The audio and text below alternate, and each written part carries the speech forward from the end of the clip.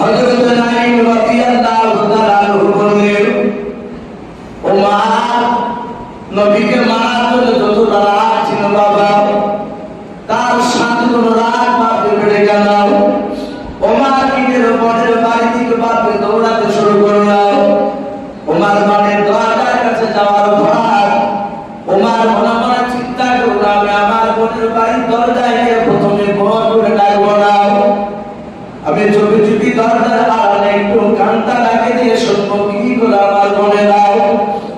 হযরত ওমর রাগে বাপে থাকতে না পেরে বাবা কানে যে আত্মভক্ত হবে তা ভুলে গিয়েছে, নাই মনে নাই। কারণ নবীর কোরআন শুনতে বা আবু জেহেল দিত না, লা তাসমাউ লিহাদাল কোরআন, খবরদার নবীর কোরআন শুনবা না। ওমর তার বাপি দরবার ওই আবু জেহেলের লোকেরা কানে আঙুল ভরে বাপি তন্ত যেন নবীর আওয়াজ কানে যেন না যায়। ওমর নিজের কলিজার টুকরা বোনের দরজায় বাপে দাঁড়িয়ে আছে, কানে আঙুল ভরা নাই, কানটা নাকে দিয়ে বাপি শুনতেছিল। আর কোরআনের আয়াত বাপি হযরতে খাব্বাব রাদিয়াল্লাহু তাআলা আনহু নবীর বাপের সাহাবা।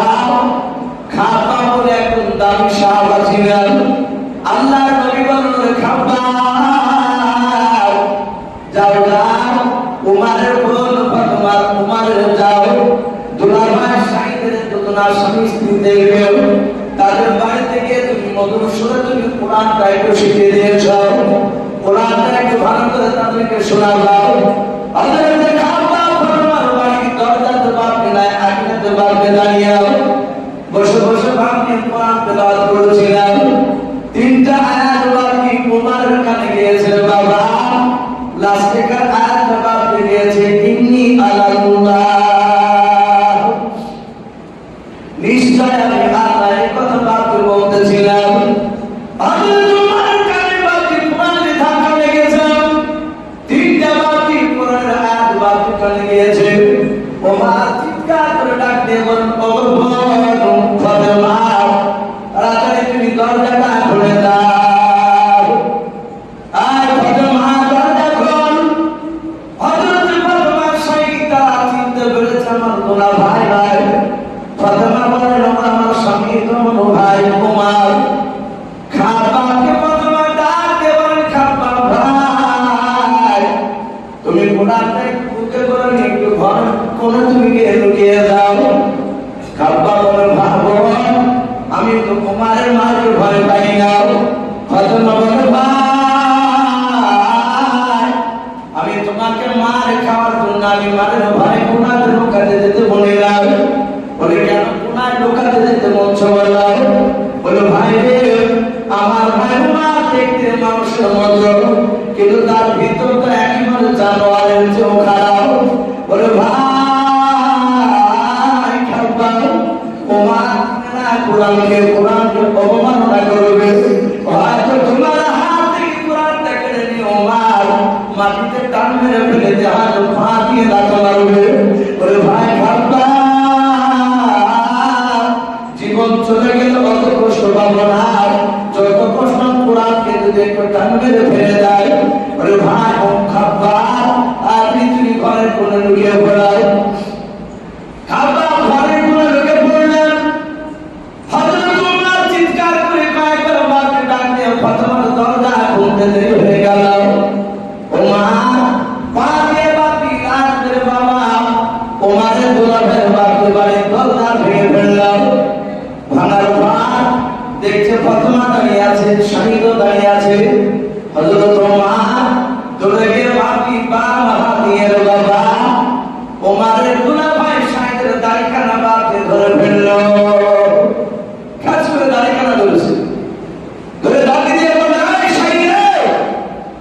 শুনলাম তুমি নাকি পালানো পড়েছে। হযরত শাহিদ বলে, ভাই আমার তুমি ঠিকই শুনেছো, কিন্তু শুধু আমি একাই নয়। ওরে ভাই আমার, তোমার দুইটা টুকরা ফাতেমা কলমা পড়ে নিয়েছে, আর 3 দিন হলো আমরা। বলে কলমা ছাড়বা না? বলে না ভাই, কলমা ছাড়বো না। যাহাতে কলমা ছাড়বো না বলেছে ওমর দাড়ি কামাতে বাপকে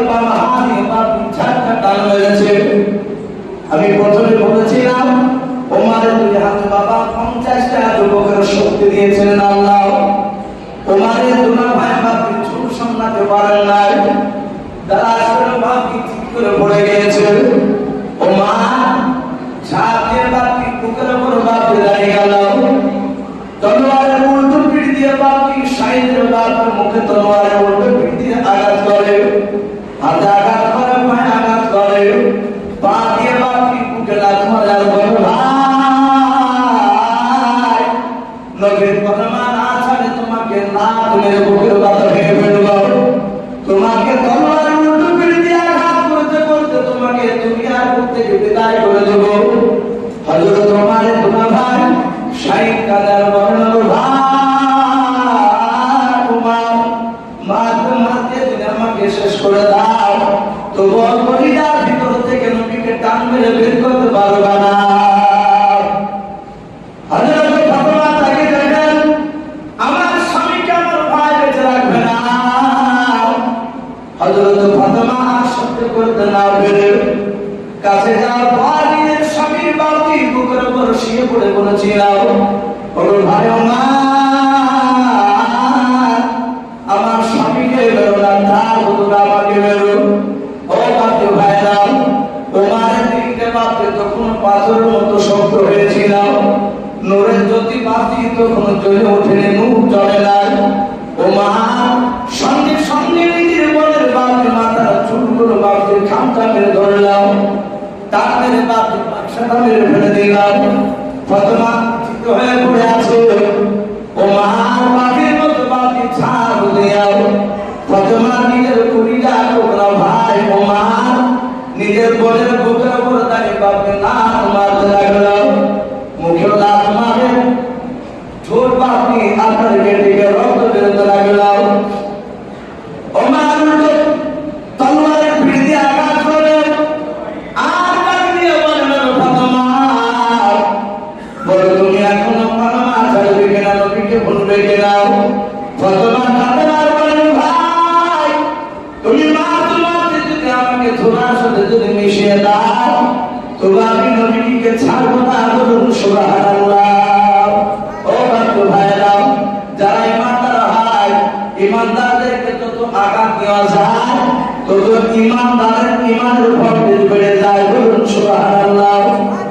হযরত ফাতেমাকে যত মারে ফাতেমা ডাক দিয়ে বলেন ভাই তুমি জান ভরে তুমি মারো। ফাতেমা কাঁদে আর বলেন ভাই আমি তোমাদের চার ভাইয়ের মধ্যে আমি একাই বলবনে ভাই ওমর তুমি ছোটবেলা থেকে আমাকে এত ভালোবাসতে গেলো ভাই, কোন মেলা তো খেলা দেখতে নিয়ে গেলাম, তুমি হাত ওখানা ধরে নিয়ে যেতে, হাত ওখানা ধরে নিয়ে যেতে ভাই গো কিছুটা তো যা করা আমি বলতাম ভাই মারানো হাত পারি নাই, আমার মা কথা করছে। আর ওই সময় ভাই তুমি আমাকে বাঁচাবে, তুমি আমাকে কাঁধে তুলে নিতে ঘাড়ে নিয়ে নিতে ভাই, অনেকটা রাস্তা তুমি ঘাড়ে করে নিয়ে যেতে। ওরে ভাই অনেকদিন তোমার হাতে আমাকে খাবার খাওয়াতে। ওরে ভাই যেই গুলিদার টুকরা বোনের মুখে তুমি খাবার করে দিতে ভাই, সেই বোনকে তোমার মার দিকে হাত ঢোকাবে না। ওরে ভাই তুমি মারো জান বলে তুমি আমাকে আর মারো, তোমার মনে মনে চিন্তা করো না আরে এত মারবে না। মুহাম্মদ আল্লাহর নবী এমন কি জাদু দিয়েছে, এই জাদু থেকে কেন বেরিয়ে আসতে পারে না? হযরত ওমর ডাক দিয়ে বলেন এই ফাতেমা বলে একবার তুমি শুধু আমার কাছে জাদুর ভিক্ষা চাও, করবো না ছাড়া কিছু বলবো না, একবার জাদুর ভিক্ষা চাও। ফাতেমা ডাক দিয়ে বলল ভাই একমাত্র জাদুর ভিক্ষা আল্লাহর কাছে ছাড়া কারোর কাছে চাওয়া যাবে না। ভাই তুমি মামাকে মারো। হযরত ওমর ফারুক রাদিয়াল্লাহু তাআলা তার বাপের দিলের ভেতরটা বাপের নূর বাপকে একটু জ্বালিয়ে উঠেছে। আমার আল্লাহ বলেছেন মা ইয়াহদিল্লাহু ফালা মুদিল্লা লাহু, আমার আল্লাহ বলেন আমি তাকে হেদায়েত করব, পৃথিবীর কোনো মানুষ নাই বাপকে তাকে গোমরা বানাবে। ওমর ইদুলিহু ফালা হাদিয়া লাহু, আমার আল্লাহ বলেন আমি তাকে গোমরা ভেড়া বানাবো, পৃথিবীর কোনো মানুষ নাই রে বাবা তাকে বাপকে গোমরা বানাবে।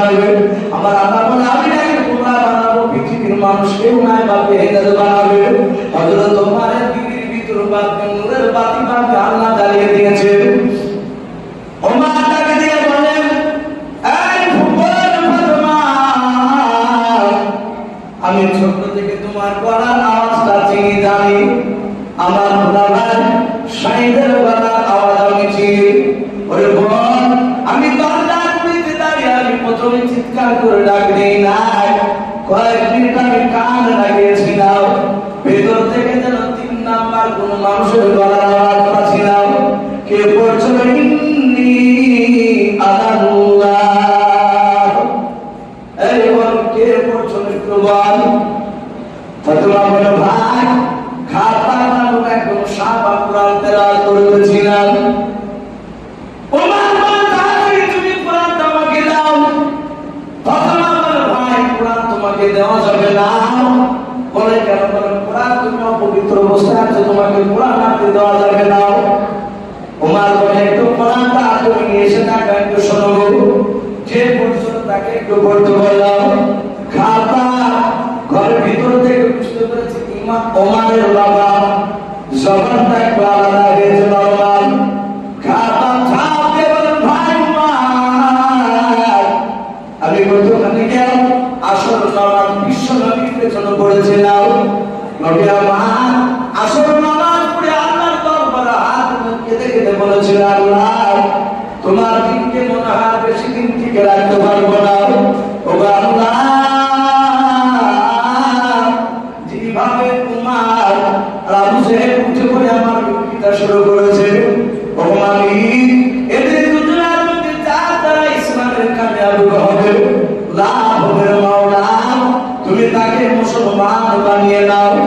ও বাচ্চা ভাইরা, আল্লাহ নবী মাঝে মাঝে দোয়া করতেন, আল্লাহ ওমরকে মুসলমান বানাও, ওমর ঈমান আনতে সাহাবাদেরকে নিয়ে তিনি দিন পরিচালনা করবে। বলুন সুবহানাল্লাহ। আদুনি খাবার দাবি জীবন ভাই ওমর গতকালকে আসরের নামাজের পর আল্লাহ নবীর মুনাজাতে শুনছিলাম, দেখেছিলাম আল্লাহ নবী আবু জাহেলের নামটা 1 থেকে 2 বার নিয়েছিল, ওমর নামটা 6-7 বার নিয়েছিল। বলুন সুবহানাল্লাহ। আমার মনে হয় ভাই ওমর তোমাকে আল্লাহ কবুল করে নিয়েছে। ওমর বলে ভাই খাবার সব কথা বাদ দে, কোরআন পড়ছে একটু শোনা, খাবার বাদ দে, শোনাতে হয়। কোন ওলামা মুফাসসিররা আপনাকে যদি শোনাতে হয়, হযরত খাবার তিনি কয়েকটা বায়াত বললেন, ওমরের চোখ দিয়ে ঝরঝর করে নদী পানি ঝরছে বাবা, কারণ ওমরের ভাষা ছিল বাবা আরবি, আর কোরআন নাযিল হয়েছে বাবা আরবি ভাষায়। যাতে ওমর শোনার বলো বোন ফাতেমা, এত সুন্দর মধুর বাণী কে বলল বাবা? হযরত ফাতেমা বলেন, ও ভাই, যেই নবীর কালেমা পড়ার জন্য তোমার দুটো ভাইকে রক্তাক্ত করে দিয়েছো, আমাকে রক্তাক্ত করে দিয়েছো ভাই, সেই নবীর উপরে কোরআন নাযিল হয়েছে। ওমর বললেন, বোন ওগোলা ভাই আপনি করোনা তাড়াতাড়ি আমাকে আল্লাহর নবীর কাছে নিয়ে চলো। বলুন সুবহানাল্লাহ। আল্লাহর নবী জনাব মুহাম্মদ রাসূলুল্লাহ সাল্লাল্লাহু তাআলা আলাইহি ওয়াসাল্লাম সাহাবাদেরকে নিয়ে বাপে বসেছিলেন।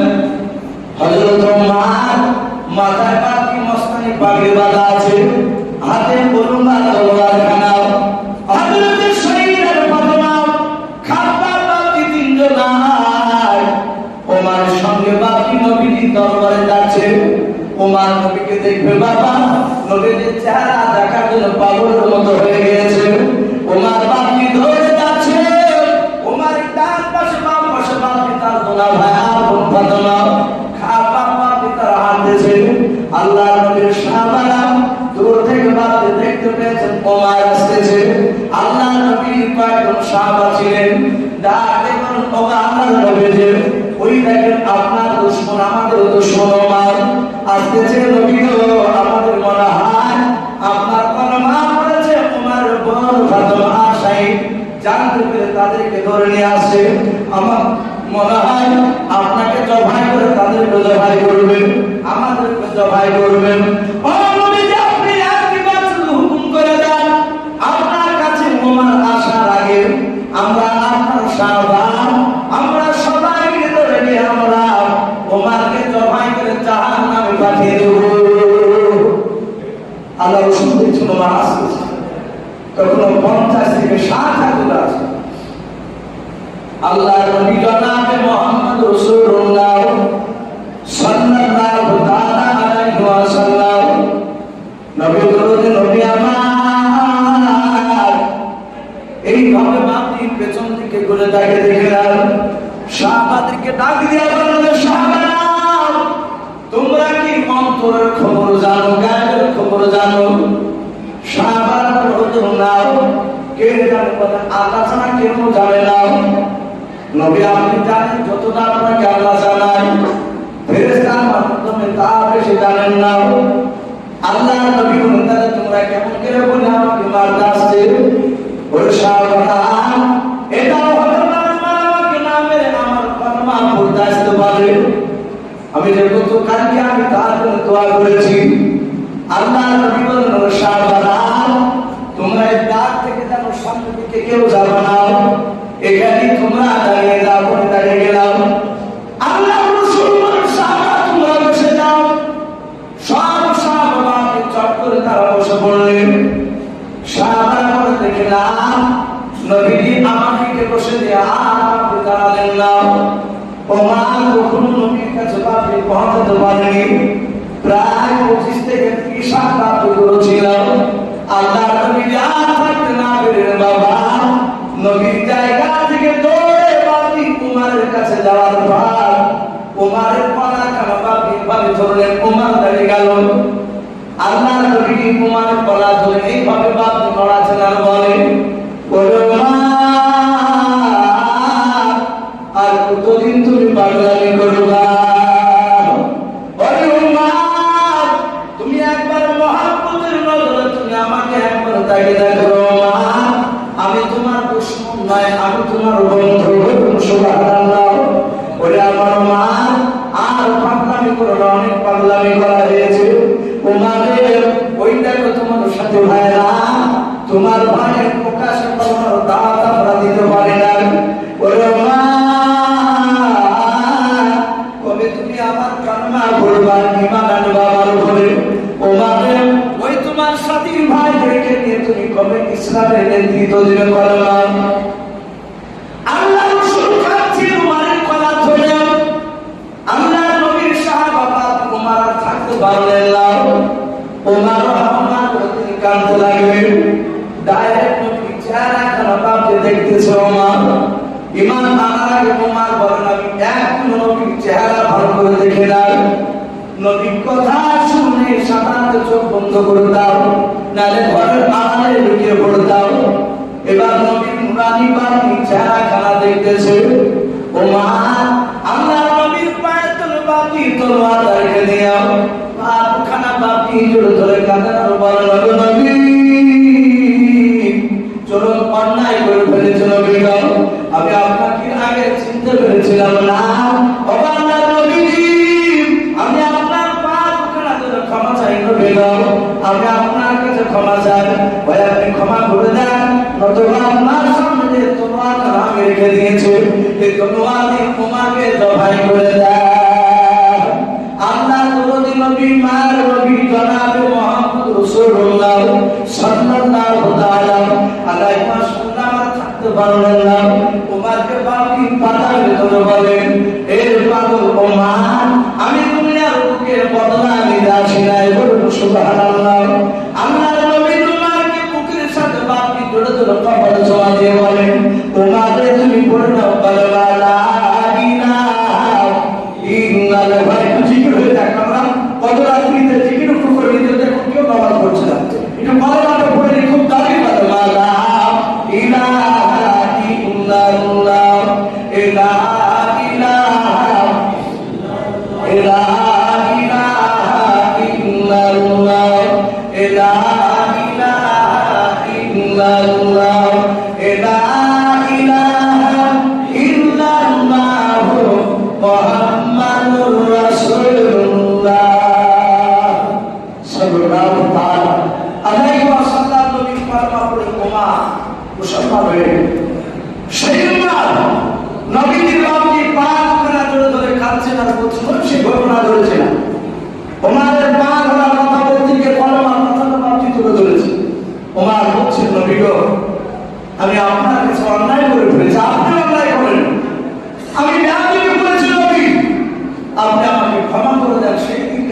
দেওয়ার কারণে। আল্লাহ রাসূল বলেন, মা আমি পয়গম্বর, আমি তোমাকে মাফ করে দিয়েছি, ও মা তুমি বসে যাও। আল্লাহ নবী